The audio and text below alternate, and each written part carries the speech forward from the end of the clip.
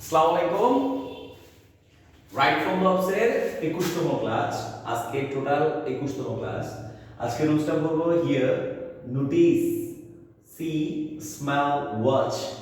Here শুনতে পেলাম, দেখতে পেলাম, বুঝতে পারলাম, যেটা সি দেখতে পেলাম, স্মেল ঘ্রাণ নিতে পেলাম, ওয়াচ চোখে দেখতে পেলাম। এগুলোর পরে অবজেক্ট যদি থাকে এদের পরে ভার্বের বেস ফর্ম হতে পারে, মানে বেস ফর্ম মানে বেস ফর্ম যার সাথে S E S I S যোগ করা যাবে না, অথবা verb plus ING, that means present participle হতে পারে। এখানে কিছু ইউনিভার্সিটি কোশ্চেন দেওয়া আছে, আমরা এটা ক্লিয়ার করব। আমরা আবার যদি একটু বলি, hear notice, see, smell, watch. Hear notice, see, smell, watch plus object plus ভার্বের বেস ফর্ম অথবা ভার্ব প্লাস আইএনজি হবে, ঠিক আছে?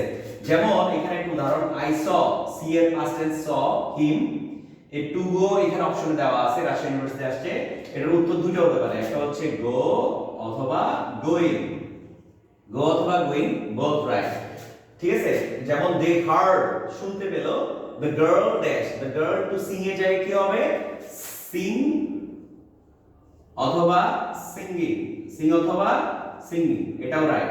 তারপর হচ্ছে he watched, first tense, the boat dash to float, তো ভাসতেছিল, হ্যাঁ, ফ্লোট ডাউন মানে ডুবে যাচ্ছিল অ্যাকচুয়ালি। তাহলে এখানে কি হবে? এখানে ফ্লোট হবে অথবা ফ্লোটিং, ঠিক আছে? সে একটা ভাসমান একটা বোটকে ডুবতে যেতে দেখলো। তারপর এরকম she noticed him to run, to runটাও কি হবে? এটা কুমিল্লা ইউনিভার্সিটি আসছে আর চিটাগং ইউনিভার্সিটি আসছে, সেটা হবে যে এই যে টু রানটার জায়গায় এখানে কি হবে? আর ইউ এন, ran হবে অথবা রানিং হবে, রানিং, ঠিক আছে?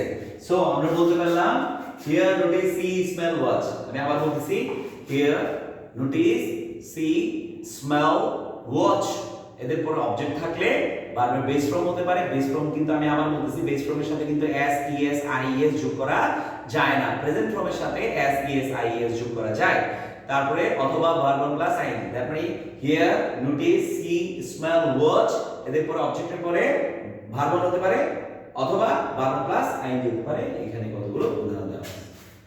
আশা করি আমরা সবাই বুঝতে পারছি, এটা অনেক ইম্পর্টেন্ট, অনেকগুলো ইউনিভার্সিটিতে আসছে এগুলো। ধন্যবাদ সবাইকে, হ্যাঁ।